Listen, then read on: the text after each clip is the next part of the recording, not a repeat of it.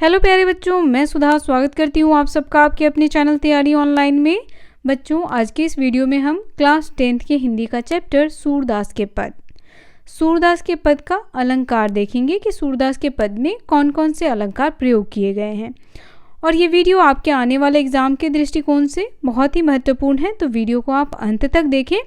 कई बच्चों के कमेंट्स थे कि उन्हें सूरदास के पद में अलंकार जानना है कि कौन कौन से अलंकार का प्रयोग किया गया है, तो इसी वजह से ये वीडियो बनाया जा रहा है बच्चों, तो इसे ध्यान से देखें। मैंने यहाँ पे सूरदास जी का पद लिया है, या आप देख रहे होंगे कि यह पहला पद है। पहले पद में कौन कौन से अलंकार हैं तो वो देखिए। उधव तुम हो अति बरभागी, अपरस रहत स्नेह तगाते, नाहिन मन अनुरागी। अब अपरस रहत स्नेह तगाते, नाहिन मन अनुरागी में कौन सा अलंकार है बच्चों? तो देखिए, इसमें है रूपक अलंकार। यहाँ लिख देती हूँ ताकि आपको याद रहेगा। इसमें कौन सा अलंकार है? रूपक अलंकार। और एक बात और ध्यान रखें बच्चों, इसमें अनुप्रास अलंकार भी है। और बच्चों एक बात और ध्यान दें कि नाहिन मन अनुरागी, यहाँ से यहाँ तक ये पंक्ति भी अगर दे दिया जाए और पूछा जाए कि इसमें कौन सा अलंकार है, तो इसमें है अनुप्रास अलंकार। अनुप्रास अलंकार किसे कहते हैं? अनुप्रास अलंकार उसे कहते हैं बच्चों जिसमें व्यंजन वर्ण की आवृत्ति कई बार होती है। तो यहाँ देखिए, इस पंक्ति में नाहिन में 9, मन में 9 और अनुरागी में 9, तो 9 वर्ण की आवृत्ति कई बार हो रही है, तो इस पंक्ति में अनुप्रास अलंकार है। और वैसे अगर आपसे पूरा पंक्ति का पूछा जाए तो आप लिखेंगे रूपक अलंकार, ठीक है।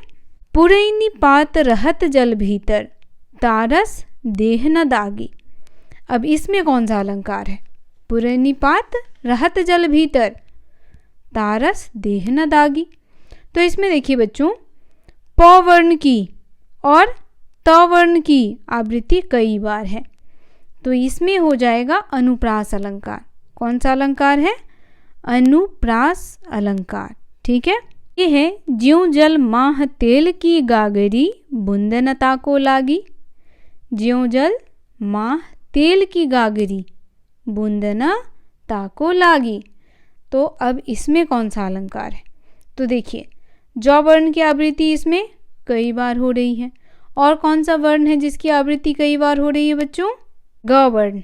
देखिए, गागरी में और लागी में, तो इसमें हो जाएगा अनुप्रास अलंकार। किस अलंकार का प्रयोग किया गया है? अनुप्रास अलंकार का। आगे है प्रीति नदी में पाँव न बोर्यो, दृष्टि न रूप पर आगी। प्रीति नदी में पाँव न बोर्यो, ठीक है। किस नदी में? तो प्रीति नदी में। पाँव न बोर्यो यानी पाँव न डुबाया। तो यहाँ पे कौन सा अलंकार है? यहाँ पे हो जाएगा बच्चों रूपक अलंकार। कौन सा अलंकार है? रूपक अलंकार। और रूपक अलंकार किसे कहते हैं?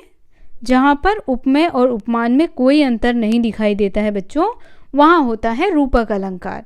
उसके बाद है मन ही मन में मांझ रही, तो यहाँ पर भी अनुप्रास अलंकार है। कौन सा अलंकार है? अनुप्रास अलंकार है, क्योंकि व्यंजन वर्ण की आवृत्ति कई बार हो रही है। उसके बाद कहिए जाई कौन पे उधो, नाही परत कहीं। अब इन जोग संदेशनी सुनी सुनी, विरहनी विरह दही। तो सुनी सुनी में कौन सा अलंकार है? सुनी सुनी में है पुनरुक्ति अलंकार, यानी एक ही जो शब्द है उसको कई बार कहा गया है, तो इसमें होता है पुनरुक्ति अलंकार। ओके। चाहती हुती गुहारी जितही ते, उत्ते धार बही। अब यहाँ देखिए, चाहती हुती गुहारी जितही ते, उत्ते धार बही। अब इसमें कौन सा अलंकार है?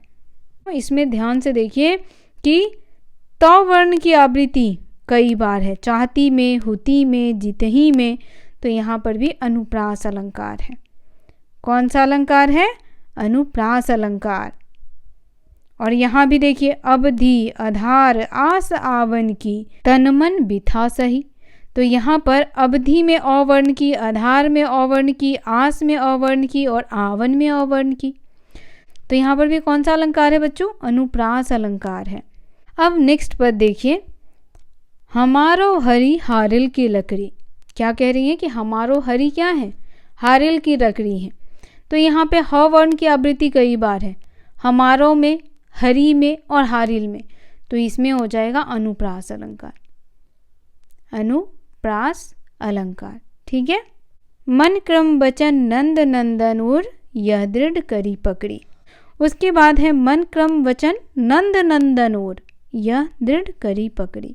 तो यहाँ देखिए 9 वर्ण की आवृत्ति कई बार है, इसमें भी अनुप्रास अलंकार है। जागत सोबत स्वप्न दिवस निसी, कान्हा कान्हा जकड़ी।